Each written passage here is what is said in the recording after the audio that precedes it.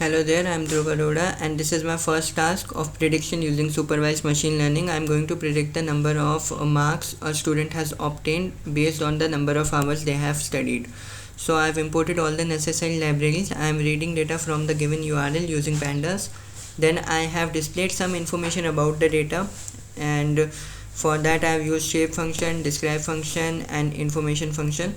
Then I have also plotted a distribution graph for number of hours studied versus percentage, which shows that number of hours is directly proportional to the percentage. So if we increase the number of hours, then our percentage is going to be increased.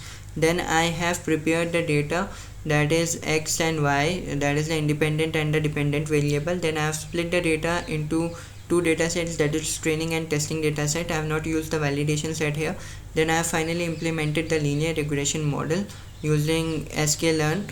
Then once the model was implemented, I have checked the score of the model on the test data set and it is performing very well with a score of 96.78%. Then I have plotted the linear regression line with all the data points, and the line is very near to all the data points, so it is very good. Then I have made predictions. I have predicted the score of a student who studies for 9.25 hours, and the model says that student may get a score of 92.39%.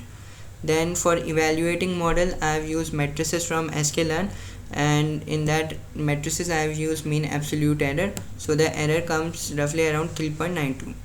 So from the conclusion is that the percentage is directly proportional to the number of hours studied. So on increasing the number of hours of study, the percentage will also increase, and a student who studies for 9.25 hours, he or she will get a score of 92.39%. Thank you very much.